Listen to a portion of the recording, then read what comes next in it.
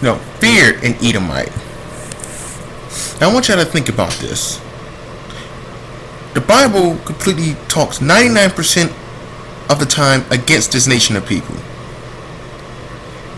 Do you mean to think that there's one scripture that the Most High says, okay, just don't show them, discuss them, don't do nothing wrong to them, that's perfectly fine? Yet all the destruction and all the things they keep doing to us, all the killings they keep doing to us, and you think the Most High is going to let this one scripture just like, okay, as long as even though they keep killing you, just don't show no disgust to them. The Most High is, like I said, the Most High is not art in confusion. He will not let His chosen people to be weak-minded and weak-spirited. He doesn't do like that. Not only that, I've heard like, that was a mistranslation. The word Edomite is not supposed to be right there. It's supposed to say Syrian. I've been hearing a lot about that. But for argument's sake, let's just say it was supposed to say that. It was supposed to say, do not abhor Edomite, okay? Let's just see that. Let's see other precepts to see what Deuteronomy 23:7 was talking about. We're going to get 1 Samuel, the 15th chapter, verse 2. Let's go to 1 Samuel 15:2. 1 Samuel 15:2. Thus said the Lord of hosts, I remember that which Amalek did to Israel, how he laid wait for him in the way when he came up from Egypt. If y'all can remember from earlier, when I was listening up to Dukes of Edom, Amalek isn't one of the dukes. Amalek is an Edomite. He's one of the many dukes of the Edomite nation. He's an Edomite. And the Most High says, remember what Amalek did. Now let's keep reading. 1 Samuel 15:3. Now go and smite Amalek, and utterly destroy all that they have, and spare them not, but slay both man and woman, infant and suckling, ox and sheep, camel and ass. Now, the Most High says, if a lot of those Negroes who want to find some way to love white man all they want, love to use Deuteronomy 23:7 to shut us up. If that scripture was factual, why would the Most High later on says go kill Edomites, but don't show no disgust? That doesn't make any sense. That's a contradiction. That's a contradiction of the actions of the Most High. I told you, people who are spiritually unlearned will spread false doctrines around. Remember in the book of Proverbs, I think 4:2, I give you good doctrine. Do not forsake my law. And who can teach?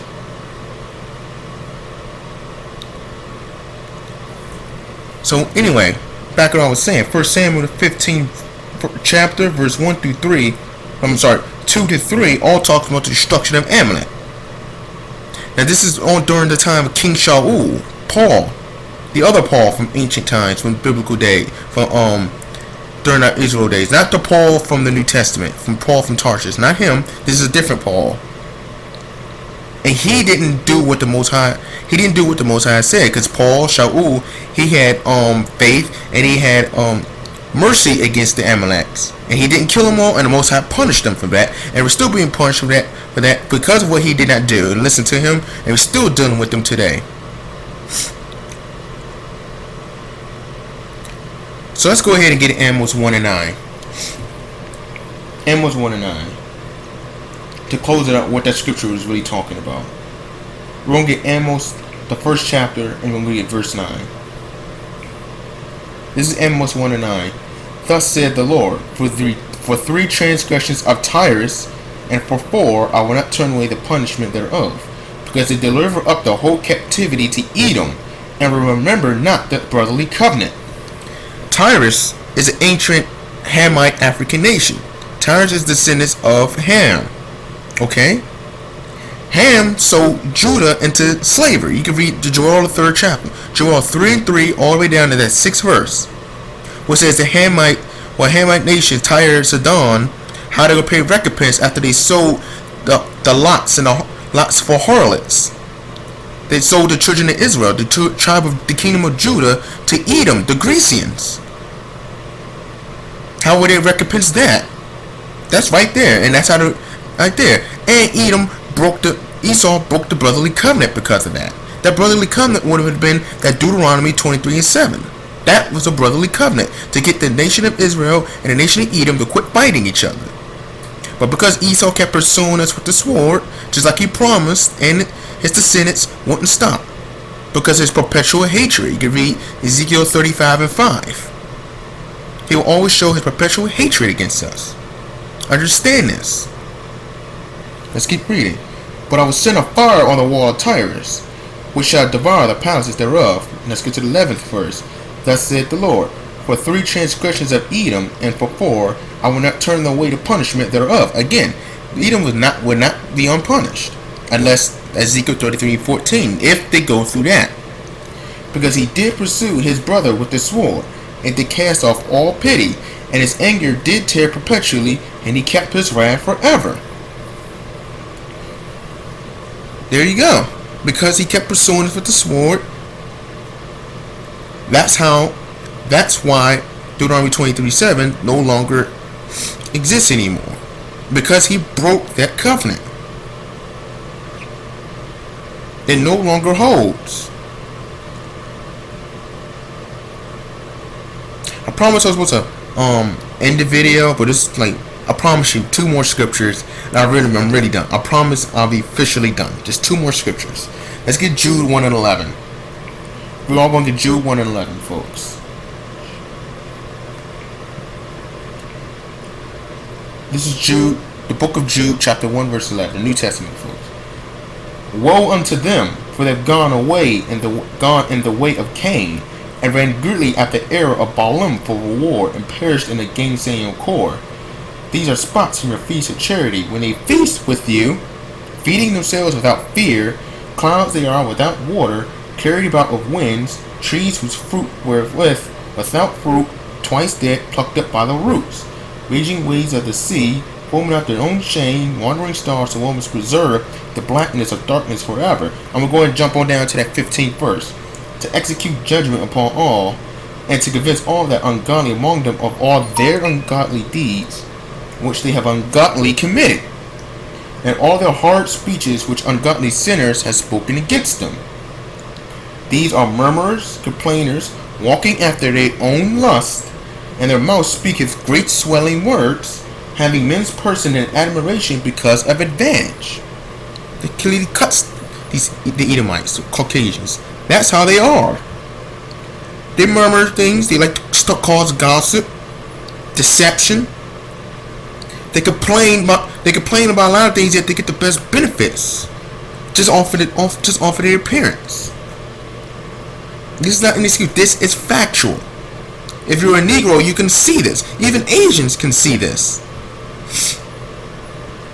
And they're not even down for our causes, but they can see what's going on with them. Also, if you can see why the video is darker, it's something happened, so I had to remake this video again, part 2 of this video. So if you can see me clearly, if you can't see me clearly, try to turn up your brightness. Okay, but that's what Jude 1:15 says. Not only that, when it says, and their mouth speaketh great swelling words, that's the precept of that is Psalms 55:21. For the words are smoother than butter, but war is always on his heart.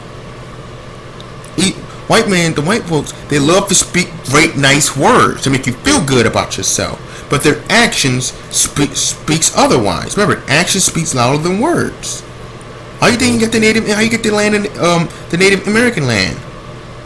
Sent over 200 peace treaties with him and broke every single one of them. After he taught them how to survive winters. After he took care of them. How do you think that? He can speak all the nicest words, but deep down inside, he wants to destroy you. That's how he is. He can't help what he is. And that's why you Negroes, you need to separate from these people. Stay away from them. I know you have to work with them. I understand that. You have to work with them. But outside of work, do not deal with them at all. Do not build with mixed relations with them. Which was an abomination. Not only that, if you mix with these damn people, it will take 3 generations for you to come back into the Israelite fold. Read Deuteronomy 23:8. If you're a Negro who with the white woman or white man, vice versa, your child won't have no chance until that third generation has come to pass. Until that third generation, that child is back into our fold. I'll make a video on mixed marriages soon.